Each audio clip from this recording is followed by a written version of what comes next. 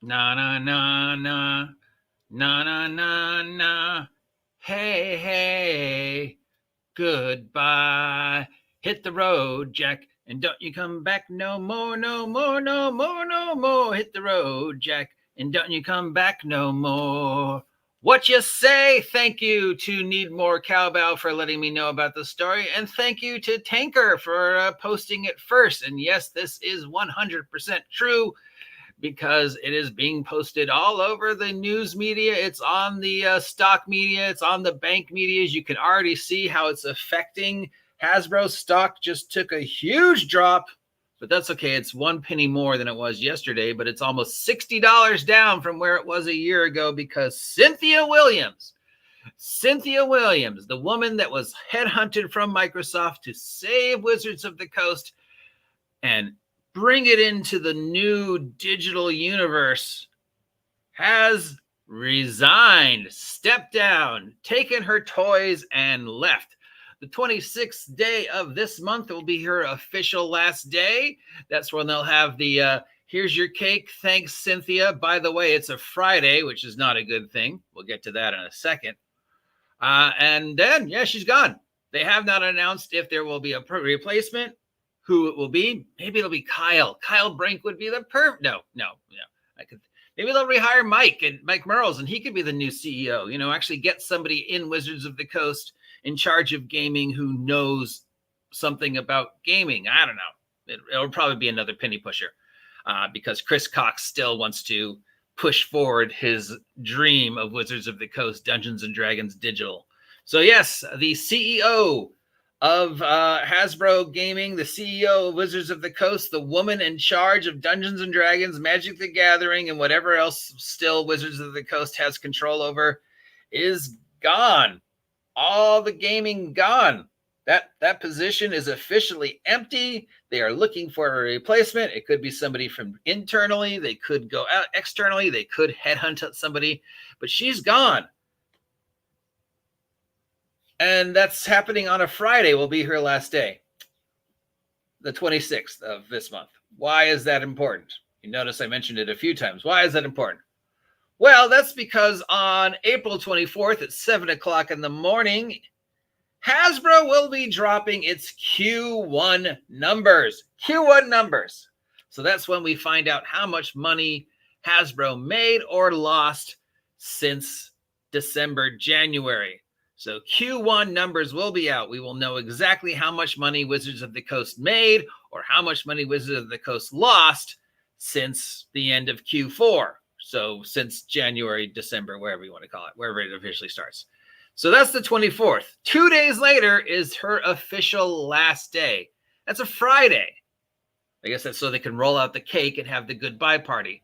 But you know what else happens on Fridays usually with major corporations, especially on a Friday after the Q1 numbers will drop? A lot of people will be find out they have been future endeavored. A lot of people will be finding out that on Friday the 26th that along with Cythnia Williams leaving, they will not have a position waiting for them on Monday at Hasbro/Wizards of the Coast. That's usually the day when there's a lot of firing. And I have a feeling a lot of the firing will be Wizards of the Coast because Wizards of the Coast is not living up to the expectations Chris Cox had for it. The CEO stepping down is not a good thing. This is a bad thing for Wizards of the Coast. There's no two ways about it.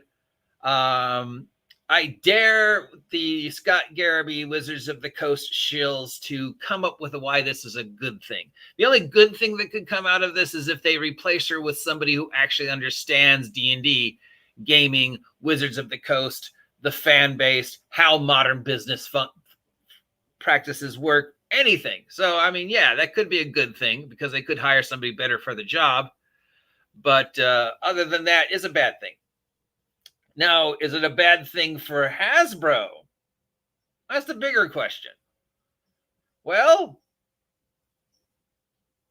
no, not really. Because one, they're paying that woman a lot of money. She's not doing her job.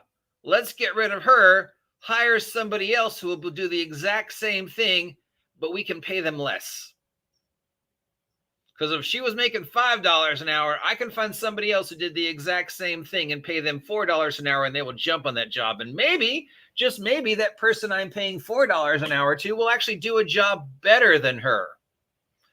So if that person's hired on Monday the 29th with that 5-year, sort of Damocles hanging over their head where they can go, okay, you're getting $4 an hour. Obviously, they're going to make more than that. You have till this date to make us this amount of money every year. And if you don't, you're gone. So yeah, it's win-win for Hasbro because they get rid of a huge money sink. They get rid of somebody who is associated with bad press. There's nothing good that has come out of the Cythnia Williams run of Wizards. They get to go, hey, look, we're going to hire somebody who actually knows their job. The investors go, oh, wow, this woman cost us money. The next person might actually pay us money, and we can hire that next person for less money. You'll do the exact same job, hopefully better, but for less money. And there's somebody out there who'll go, sure, I'm only making $9,999 instead of $1 million. Oh, no. Yeah, I'll do the job. And then that person is given the same deadline. So, yeah, Cythnia Williams, sorry, nothing good came out of Cythnia Williams's stewardship out of Wizards of the Coast. So she's gone. What does this mean for Wizards of the Coast? Nothing good. People are going to lose their jobs, and it probably means when we see those numbers on Wednesday, the 24th, they're not going to be good. Now, let's remember that Wizards of the Coast, Hasbro, already somehow lost investors like myself $1 billion. $1 billion. Okay, well, that's not unusual. I mean, $1 billion. Okay. Yeah, they managed to lose that $1 billion in under 3 months. That is unheard of. How do you just cost your investors $1 billion in under 3 months? That is ridiculous. That is ridiculous mismanagement. And then to make the promise, don't worry, we're going to make you back $3 million by the end of this year. As an investor, even though I only still own one share, I'm going, you cost me $10, but you're going to pay me back $6, and I have to wait to the end of the year to make me back my $6? No. I want my entire $10 back, and I want it now because you mismanaged the company, and that's why you lost the money. So Cythnia Williams, you're gone. Nah. We don't know why she's gone. She hasn't given a reason. We assume that no matter what, she's got her golden parachute. She's got her shoebox filled with her Wizards of the Coast shit that she's stealing from the desk, that stapler and whatever. She's okay, probably. And she can probably find another job or go back to Microsoft, whatever. So she's probably okay. But anybody underneath her, probably not okay. Does this mean Chris Perkins is going to lose his job? Does this mean Jeremy Crawford's going to lose his job?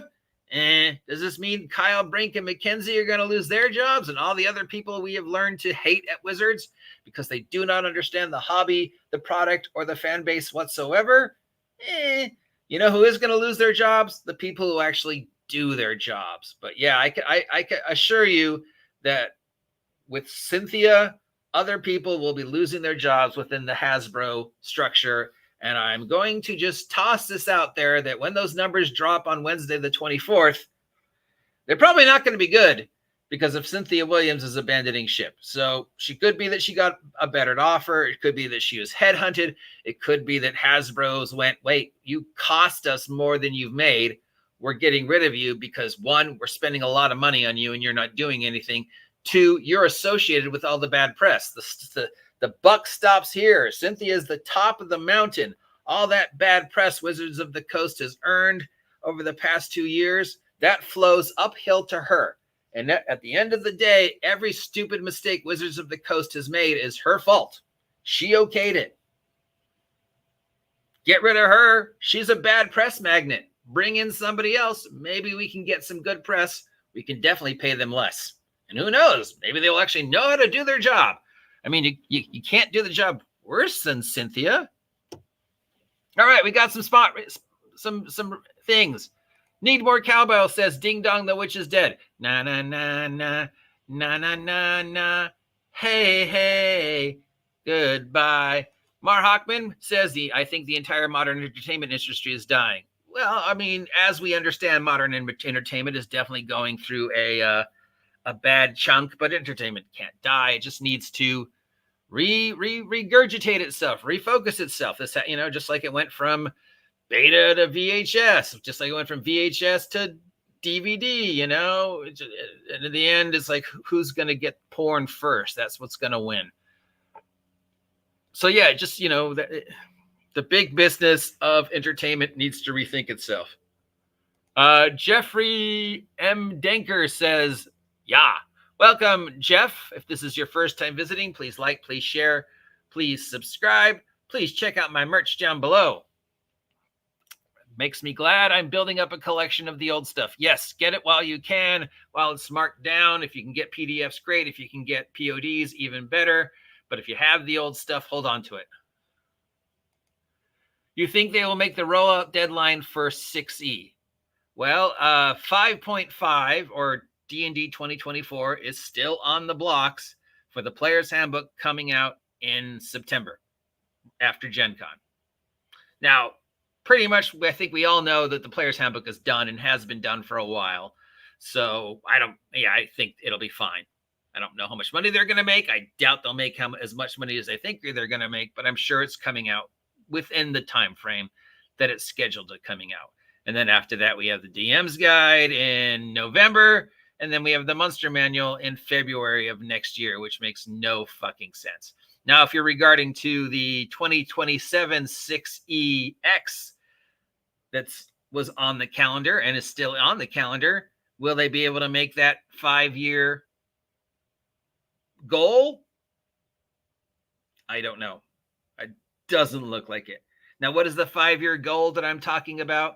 The 5-year goal is that Wizards of the Coast was told they had a certain amount of time to make a certain amount of money, starting from 2020, when the then CEO first came out at Hasbro Pulse and made the announcements that they're continuing to show are true, leading up to the beginning of last year, when they announced they were working on the new edition. Crawford said they had 5 years. Now, I've repeatedly said for a very long time that they have this date, but this was confirmed when they were talking about 2024 D&D, that they had a 5-year block to tell all the stories that they wanted to tell. That 5-year block ends June 2027. Now, they have to make $1 billion a year, every year, by 2027. And if they fail to do that, something's going to happen.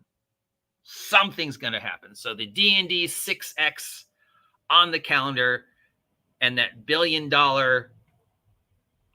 doom that's hanging over their head, that all ends in 2027 in June. What happens after that? I don't know. I don't think 6E or 9E will ever be a proper product. And the fact that there will be books for it, sure. Will it ever make as much money? If you're expecting D&D to make as much money as it has made since between 2018 and 2022, that's never going to happen again.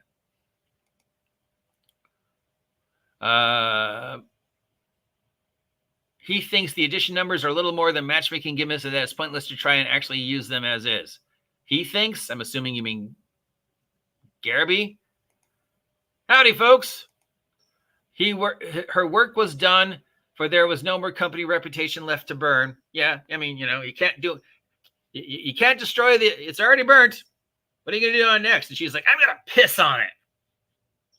Yeah, get rid of her because she's associated with the bad reputation. Bring in somebody new who's going to revigorate that reputation and maybe start getting us some good reputation back. That's a weird take. There are serious differences between the editions. Yes, there are. Bye-bye, Cindy. Don't let the door hit you on your ass on the way out. I'm sure Cindy's fine. Cythnia came in, did internal reorganization. She left. She can hang her reputation on the turnaround WotC might do in the next few years. Yeah. If Wizards of the Coast makes money after she leaves, she can say, yeah, I did that, and maybe fool some people. Other people will go, weird how they only started making again after you left. I mean, technically, yeah, you're responsible for that. because you're not there.